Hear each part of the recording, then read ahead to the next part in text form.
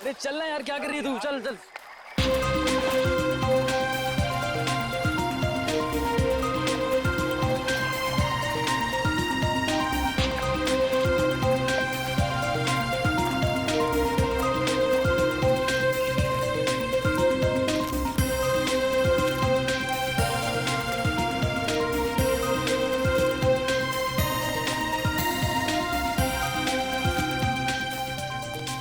अरे यार, बचपन से मेरी इच्छा थी कि मैं ऐसी किसी जगह पे आके ट्रैकिंग करूं। आज जाके चांस मिला है कहीं।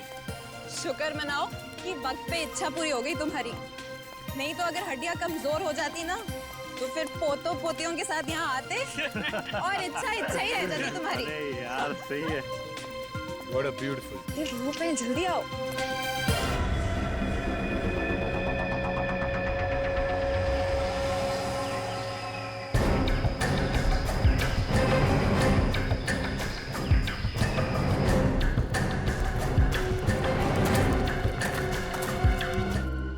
तो आप लोग यहाँ पे ट्रैकिंग करने आए थे? Yes sir.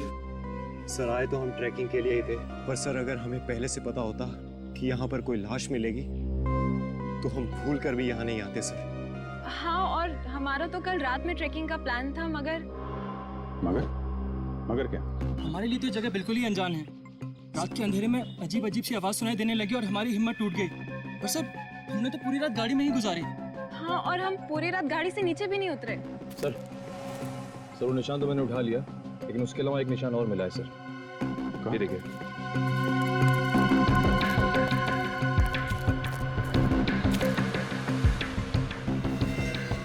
ये खूनी जानवर हमारे लिए रास्ता बनाता हुआ भी गया है। चलो देखते हैं। सर आपको क्या लगता है, ये निशान किसी जंगली जानवर के हो सकता है? अब जानवर है या जानवर की एक्टिंग करने वाला कोई इंसान, ये तो पता चल ही जाएगा। ये क्या?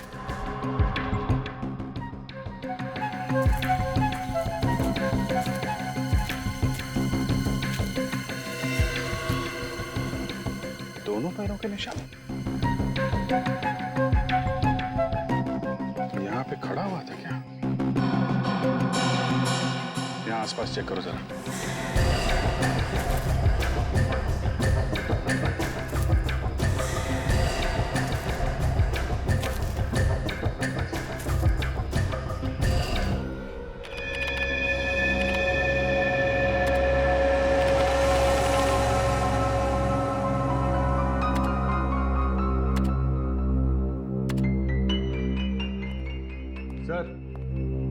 सर पूरे 350 जानवरों के पैरों के निशान चेक कर चुका हूँ, लेकिन जो निशान हमें लाश के पास मिले हैं वो किसी भी जानवर के नहीं। ये क्या चक्कर है? जानवर के भी निशान नहीं है, आदमी के भी नहीं है। मैं कुछ बोलूं? नहीं, बिल्कुल नहीं। मुंह मत खोलना तुम फ्रेडी।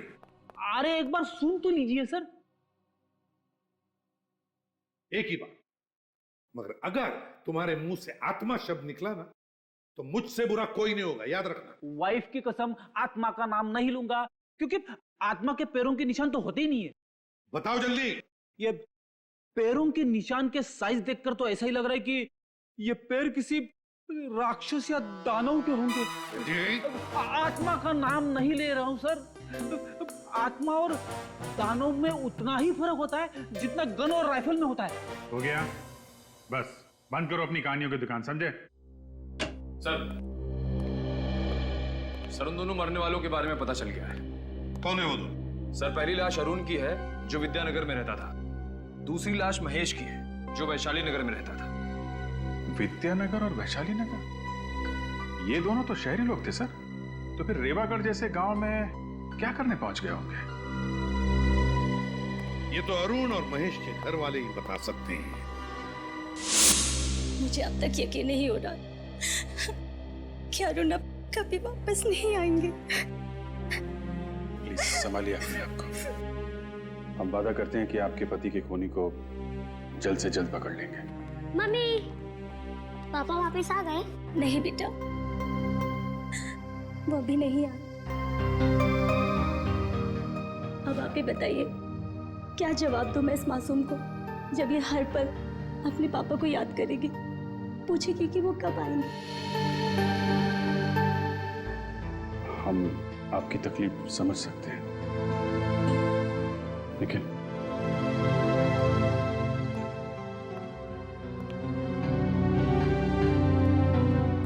आपको किसी पे शक है? कौन कर सकता है? अरुण का तो कोई दुश्मन भी नहीं था। अच्छा, आप ये बता सकती हैं कि अरुण रीवागढ़ किसी खास काम से गए थे क्या? जी वो अक्सर वहाँ जाया करते थे, पर वहाँ जाने की वजह कभी नहीं बताई उन्होंने। अक्सर जाते थे? जी हाँ, महीने में एक चक्कर तो लग ही जाया करता था उनका। तो आपने कभी पूछा नहीं कि क्यों जा रहे हैं रेवागढ़ में? जी पूछने की कोशिश की, पर जब भी पूछा तो उनके चेहरे पे एक परेशानी सी नजर आती थी। बोलते थे कि वक्त आने पे वो सब कुछ बता देंगे। आखिर ऐसी क्या बात हो सकती है जो अरुण आपसे ये सब छुपा रहे थे? पता नहीं सर, पर वो जब भी जाते थे तो अपनी कुछ जरूरी कागजात और फाइल्स वगैरह लेकर जाते थे। फाइल्स वगैरह लेके जाते थे? कुछ ऑफिस का काम था क्या रेवागढ़ में? नहीं सर, अरुण की तो कपड़ों की दुकान है, रीवागढ़ में उनका क्या काम। अच्छा, इस बार जब वो रेवागढ़ गए थे तो ये फाइल्स और कागज साथ में लेके गए? जी हाँ। सर लेकिन अरुण की लाश के पास से तो हमें ना ही कोई फाइल्स मिली ना ही कोई कागजात। कहीं वो खूनी तो नहीं ले गया वो सारी फाइल्स और कागज? सर, महेश के घर वालों को भी नहीं पता कि वो रीवागढ़ क्यों गया। कोई तो खास वजह थी भी नहीं जो ये दोनों वहां पहुंच गए। कोई तो है वहां पर जिसने इन दोनों की मौत की कहानी लिख कर रखी थी। बड़ी जल्दी आ गए आप लोग। सालुंखे, तूने 11 बजे बुलाया, हम लोग 11 बजे पहुंच गए। लगता है सालूम के सबका होमवर्क अभी तक कंप्लीट नहीं हुआ है, उन्हें थोड़ा टाइम चाहिए। सालुखे हमेशा वक्त से 1 मिनट आगे चलता है फ्रेडी। वो तो बॉस मुझे लगा कि केस इतना पेचीदा है कि शायद आप लोगों को इस बार थोड़ा ज्यादा वक्त लगे। देख सालुंखे, फिलहाल तो हमें सिर्फ इतना ही पता है कि इन दोनों के सिर बहुत ही बुरी तरह से कुचले गए हैं। अब इसके आगे क्या है ये तू बताएगा। बॉस, मौत तो इनकी सर फटने की वजह से ही हुई है, दोनों की। किसी ने इतना जबरदस्त वार किया इनके सर पर कि सर का तो। हाँ सालुंखे, पता है। इसका एक ही मतलब है कि ये काम किसी जानवर का नहीं, इंसान का है, क्योंकि जानवर पत्थर उठाकर पटकेगा नहीं। ये काम इंसान ही कर सकता है। हाँ बॉस, लेकिन अगर ये किसी इंसान ने किया है तो फिर इनके हाथों पर ये काटने के और ये खरोंचों के निशान कैसे हैं?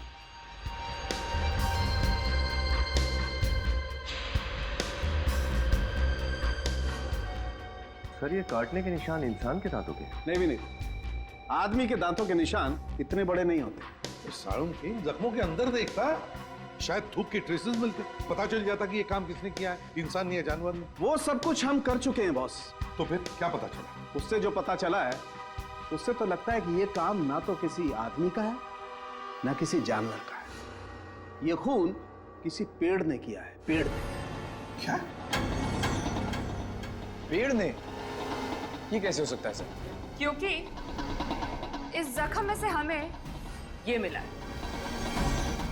ये किसी थूके जख्मों में इतनी गाढ़ी थूक? ये थूक नहीं है फ्रेडी, ये गोंद है बॉस, गोंद। क्या कहा? गोंद? हाँ सर, वो वाली गम जो पेड़ के तने से निकाली जाती है। पेड़ के तने से इन दोनों के जख्मों में?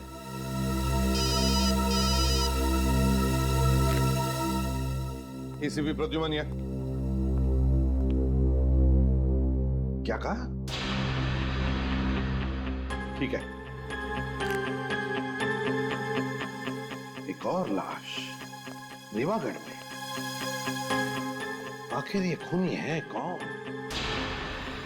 जो इंसान भी है, जानवर भी है और पेड़ भी?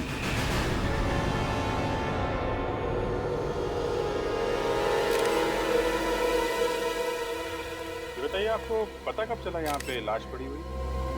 सर, यहाँ से मैं अपने घर की तरफ जा रहा था, तभी अचानक मेरी नजर इस लाश पर पड़ी और जब मैंने लाश को पलट कर देखा तो मेरे तो होश ही उड़ गए।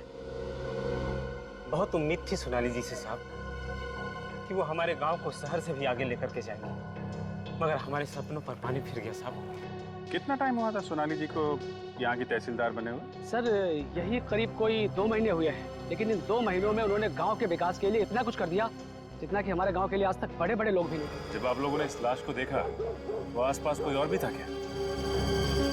नहीं सोच के बताओ, किसी को दूर देखा हो भागते हुए? नहीं सर, सच कह रहा हूँ, किसी को नहीं देखा सर। ठीक है, खून करने का तरीका तो बिल्कुल वही है।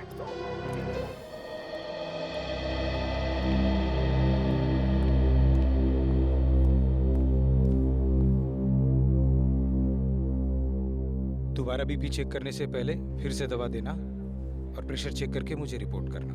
डॉक्टर साहब, अब तबीयत कैसी है इनकी? बेटी की मौत के सदमे की वजह से थोड़ा ब्लड प्रेशर लो हो गया था, अभी ठीक है।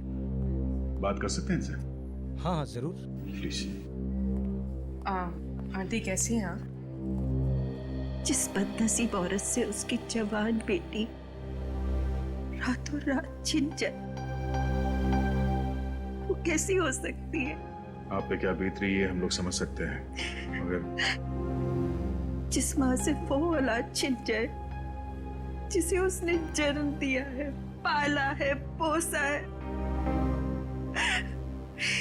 उसका दर्द तो सिर्फ एक माँ ही समझ सकती है। सोनाली बिटिया को जिसने भी मारा होगा ना, उसको नरक में भी जगह नहीं मिलेगी। आप जी मैं ये हरीश भैया है। मेरे पति रवि की मौत के बाद इन्होंने ये सोनाली को बाप से बढ़कर प्यार किया है। रवि मेरे बचपन का दोस्त था साहब। आप लोगों को किसी पे शक है? किसका काम हो सकता है ये?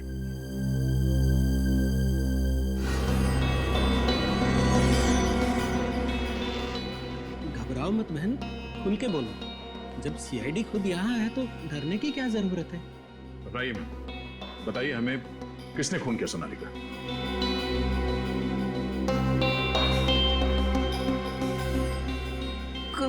गौरव।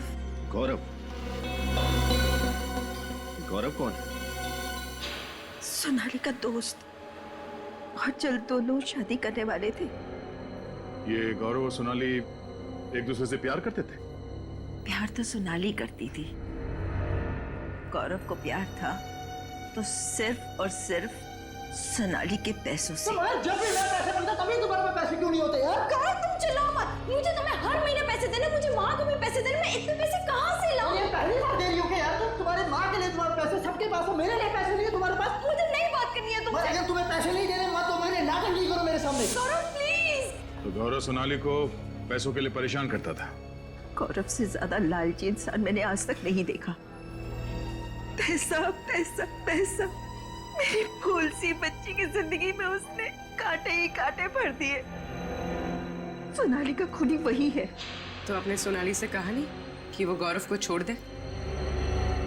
कई बार कहा, लेकिन कहते हैं ना कि प्यार अंधा होता है, इसलिए मोहब्बत के आगे माँ बाप दुश्मन लगने लगे। गौरव के अत्याचार बेचारी चुपचाप सहती रही। ये गौरव रहता कहाँ है? यही गांव में किसी घर में पीछे पीछे आ गया सोनाली के।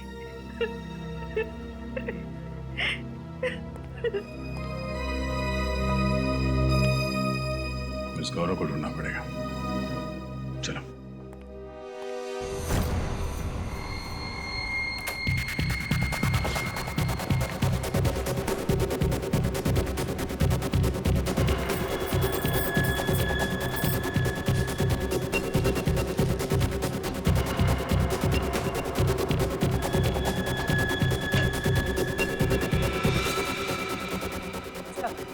ये गौरव का घर।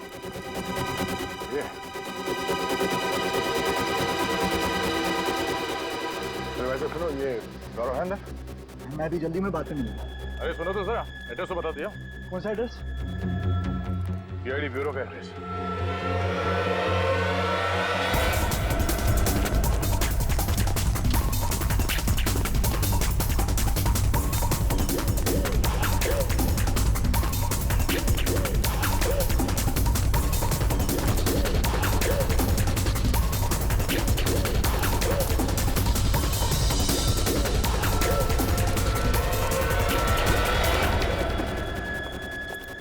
क्यों मारा सोनाली को? देखिए सर, मैंने किसी को नहीं मारा। तुम मुझसे पैसों के लिए परेशान नहीं करते थे? हाँ, पैसे मांगता था, मगर उसके मरने से सबसे बड़ा नुकसान तो मुझे ही हुआ ना। पैसे मिलना बंद हो गए तो फिर मैं क्यों मारूंगा उसको सर? तूने नहीं मारा तो फिर किसने मारा? मुझे नहीं मालूम सर किसने मारा, लेकिन हाँ, वो किसी केस को लेके परेशान रहती थी। कैसा केस? कौन सा केस? शायद कोई जमीन का था। इसके आगे मुझे कुछ नहीं मालूम सर। ठीक है, जब तक इस केस की तहकीकात पूरी नहीं हो जाती, गांव छोड़कर तुम कहीं नहीं जाओगे। विनीत, चल चल। लगता है ये जमीन का केस ही सोनाली की जान का दुश्मन बन गया था। हमें अच्छी तरीके से पता है आप लोग कुछ ना कुछ तो छुपा रहे हैं। सबकी भलाई इसी में है कि चुपचाप सच सच बता दो, वरना उसका चौथा शिकार आप में से भी कोई हो सकता है। सच बताने में तकलीफ नहीं सर, बात सिर्फ इतनी है कि आपको मेरी बातों पर यकीन नहीं होगा सर। क्यों नहीं होगा? हैं? क्यों नहीं होगा? बताओ बात क्या है? सर, ये खून इंसान ने नहीं किया है, दानों ने किया है, दानों ने। क्या? दानव? ये कैसी बात कर रहे हैं आप? देखा सर, मैंने कहा था ना आपको मेरी बातों पर विश्वास नहीं होगा। जैसा मानव होता है वैसा ही दानव होता है, और सच तो ये है कि वही दानव एक एक करके अपने खून की प्यास बुझा रहा है सर। तुम लोगों ने देखा है उसे? हाँ साहब, देखा है। बहुत ही विशाल है वो। उसका रंग अमावस की रात की तरह एकदम काला है। हाथी जैसे बड़े बड़े पैर है उसके, और जब वो चलता है लगता है जैसे धरती पर भूकंप आ जाएगा। कब देखा है? वो सिर्फ रातों में ही नजर आता है। अच्छा, मतलब रेवागढ़ में एक रात गुजारनी ही पड़ेगी। सोनाली मैम बहुत ही अच्छे स्वभाव की महिला थी। वो हमेशा ईमानदारी और मेहनत की सीख दिया करती थी। आप उनके सेक्रेटरी थे, तो फिर तो आपसे काफी कुछ बातें शेयर करती होंगी वो। नहीं सर, उनका अभी कुछ ही दिन पहले यहाँ तबादला हुआ था, तो हमेशा काम की ही बातें होती थी। अच्छा, पिछले कुछ दिनों में उनका बर्ताव कैसा था? किसी बात को लेकर परेशान थी? हाँ सर, किसी बात को लेकर चिंतित तो थी मैडम। खाना वगैरह भी टाइम पे नहीं खाते। क्या परेशानी थी, कुछ पता है? शायद वो किसी केस को लेकर के मैडम। केस की वजह से? क्या ये केस किसी जमीन से संबंधित है? सर मुझे ये बात तो ठीक से पता नहीं, लेकिन हमेशा मैंने उनके मुंह से केस सुना है, और वो खुद से ही बातें करती थी। खुद से बातें करती थी? क्या बोलती थी वो बोलती थी सर कि किसी भी हालत में ये केस जितना जल्दी हो सके निपटाना बहुत जरूरी है। सोनाली का कैबिन कहाँ है? इधर है सर, लेकिन आप इधर से रहे सर।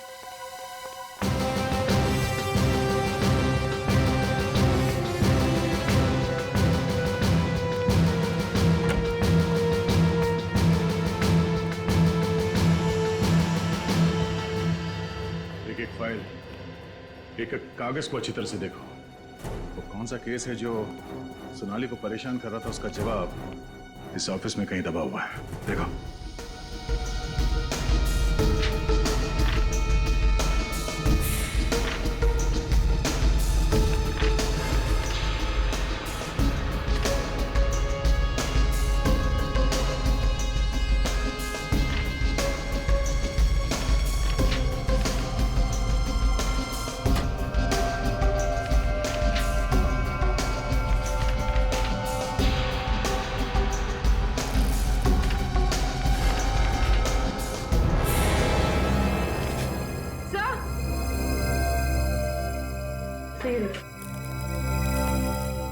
सर, चले हुए पेपर्स।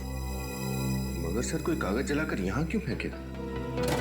शायद इसलिए बनी क्योंकि सोनाली की मौत का राज इन कागजों में दफन था। सर ये देखिए, आधी जली हुई फाइल। यहाँ कुछ छपा हुआ है। सर शायद पहले पेज की स्याही का प्रिंट इस फाइल पे छप गया है। हाँ, रुको, यहाँ। क्या हुआ सर? क्या ये सब? ये फाइल और ये कागज किसने जलाया? सरकारी फाइल जला दी किसी ने? ये किसने किया सर? ये तुम हमसे पूछ रहे? या ऑफिस में तुम रहते हो या हम? हाँ सर, लेकिन मैम। सोनाली के कैबिन में सबसे ज्यादा तुम्हारा ही आना जाना होता था ना? बिल्कुल मैम, लेकिन मैं फाइल क्यों जलाऊंगा? सोनाली मैम नहीं तो नहीं। वाह, ये अच्छा है। जो मर गया उसी के सर पे इल्जाम डाल दो। क्यों? सर वाकई मुझे पता नहीं कि ये किसका काम है सर। ये फाइल देखो। क्या तुम बता सकते हो फाइल किस चीज की है?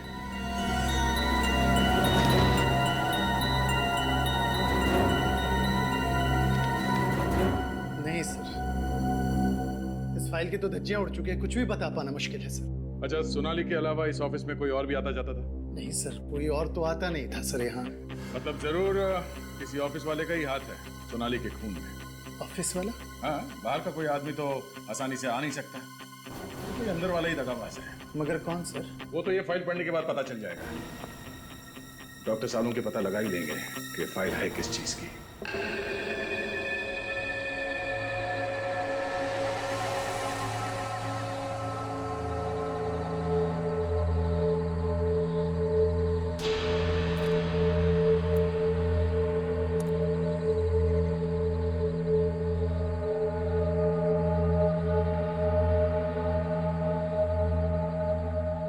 निखिल, कुछ दिखाई दिया क्या? नहीं सर, अब तक तो नहीं दिखा, शायद आने वाला होगा। ठीक है निखिल। श्रेया, तुम दोनों बिल्कुल अलर्ट रहना, कभी भी आ सकता है वो।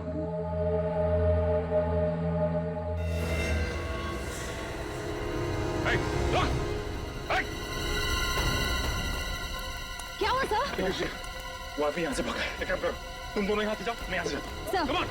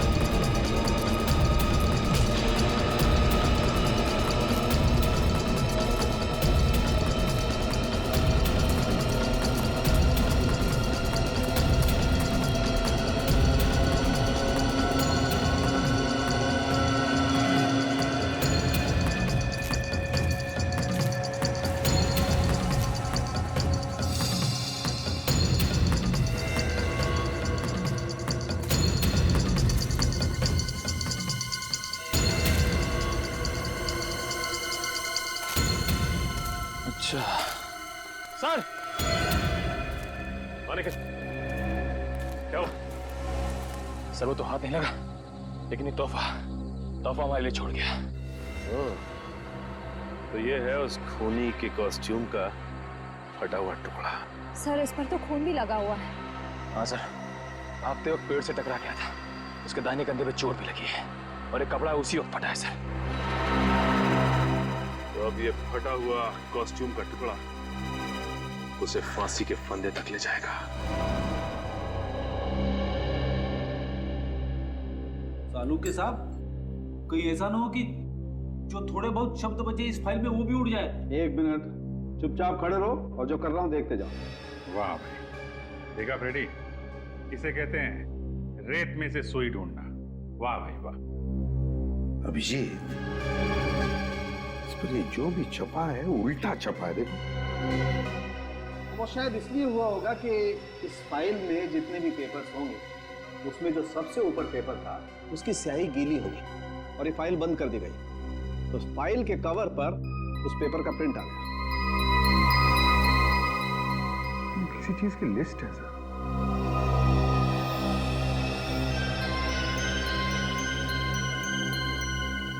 तारिका, जरा मिरर लाना सर।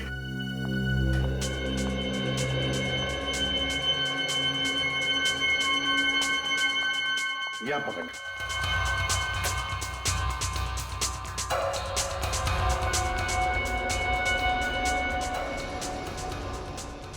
अभिजीत, ये तो लोगों के नाम की लिस्ट है।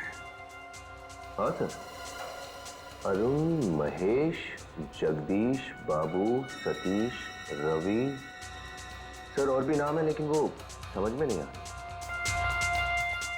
अरुण महेश?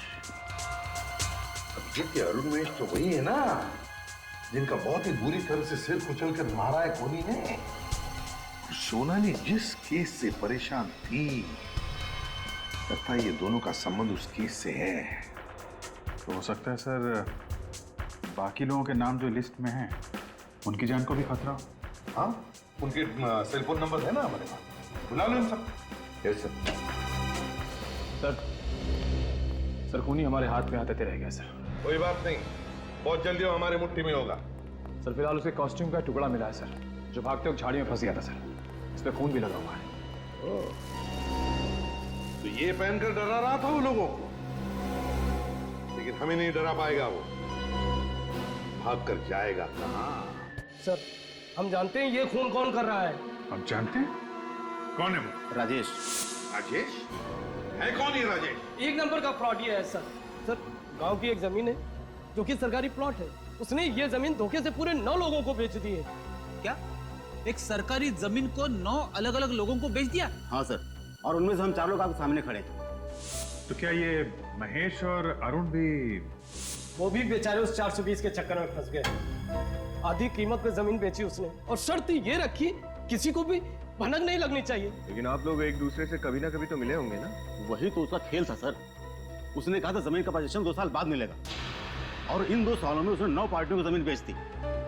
और इस बात को हमें खबर तक नहीं लगी कि हमारे साथ कितना बड़ा धोखा हो रहा है। तो इस बात की खबर आपको लगी कब? यही कोई 1.5 महीने पहले सर। ये केस हम लोग लेकर सोनाली जी के पास गए, जो कि तहसीलदार है, ताकि हमारे पूरे पैसे वापस मिल जाए। तो सोनाली जी का तो खून हो गया सर। इस सब के पीछे वही राजेश ही है, उसको मत छोड़ो सर। ये राजेश रहता कहाँ है, आप लोगों को मालूम है? सर उसका एड्रेस वगैरह सब नकली था, मुझे लगता है उसका नाम भी नकली है। ठीक है, तुम लोग जा सकते हो। जी सर, आपने इनको जाने दिया sir? 1 minute Freddy, 1 minute. Nikhil sir, तुमने बताया था ना कि दानव के दाएं हाथ पर चोट लगी है पेड़ को टकराने से जब वो भाग रहा था। हाँ सर। इस राजेश की असलियत का पता चल गया है। समझ लो राजेश मिल ही गया। चलिए सब लोग यहाँ लाइन लगा के खड़े हो जाइए। चलिए जल्दी आइए, जल्दी आइए। सर सब लोग आगे भी नहीं? किसी भी घर का कोई पीछे नहीं रहा ना? नहीं सर, एक एक घर अच्छी तरह से चेक किया। 30 से 40 साल के सारे लोग यहाँ हैं। पर बात क्या है एसीपी साहब, ये मेला क्यों लगा रहे हैं आप लोग यहाँ? वो इसलिए जमींदार साहब, क्योंकि वो खूनी किसी मेले के भीड़ में हमें मिलेगा। खूनी गांव में से ही कोई है? हाँ जमींदार साहब, ये खूनी इसी आप ही के गांव का कोई है, समझे? आप ही के गांव का। लेकिन वो कौन है, इस बात का कैसे पता लगेगा आप लोगों को? खूनी कौन है, इस बात का पता लगाने का इलाज भी हमारे पास है। दया बोलो।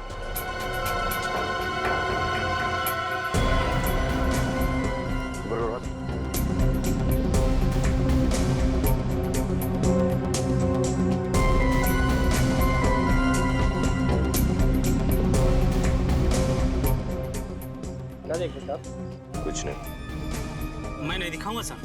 क्यों? हाथ के स्लीव्स ऊपर करो।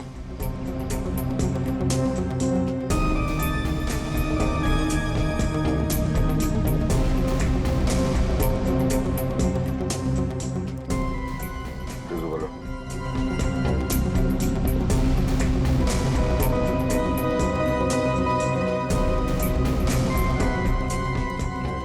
सर इनमें से तो कोई भी नहीं।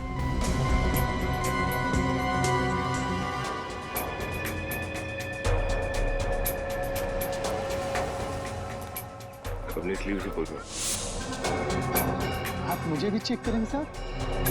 क्यों? तुम कोई स्पेशल हो? मैं तो सोनाली जी का सेक्रेटरी हूँ, तो मेरे हाथ देखने की क्या जरूरत है? तुम्हारा हाथ तो पहले ही चेक करना चाहिए था। हाथ रुक। हाँ, लेफ्ट नहीं राइट।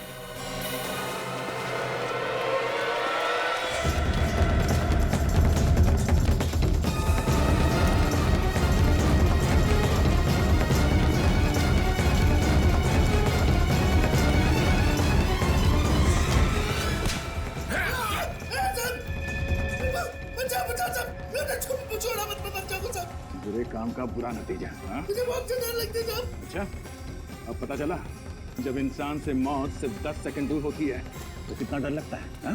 मैंने कुछ खून नहीं किया साहब। मैं उस खूनी का नाम बता दो साहब। खून तूने नहीं किया? नहीं साहब, मैंने खून नहीं किया साहब। असली नचाने वाला तो कोई और था साहब।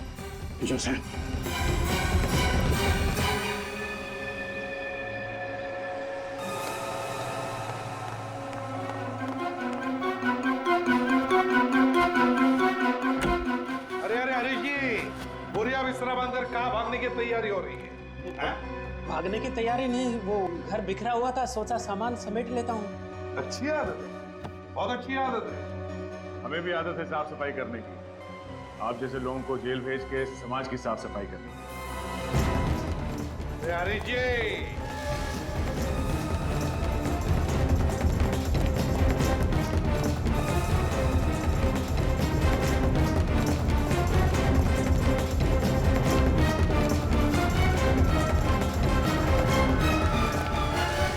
इतनी तेज भागेगा तो अस्पताल जाएगा। देखो मुझे जाने तो मैं गांव की आधी जमीन तुम्हारे नाम कर दूंगा, एक पर्चा नहीं तो मुझे बस। जमीन का लालच देता तुझे? शर्म नहीं आई तुझे? अगर तू खुद पकड़ा गया था तो मेरा नाम लेने की क्या जरूरत थी? मुझे डुबा के क्या खुद बच गया तू? तेरी वजह से मैं यहाँ पे खड़ा। न तू मुझे पैसों का लालच दिखाता और न मैं नकली दानव बनता और न मैं वो सारे खून करता। अच्छा, तुम हो वो दानव जो लोगों के दिल में डर पैदा कर रहे थे? हाँ साहब, पहले मैं उनके सर पर पत्थर मारकर उनकी जान ले लेता था, फिर मैं उसका सर जमीन में गाड़ कर उसके ऊपर दानव के पांव का निशान बनाता था।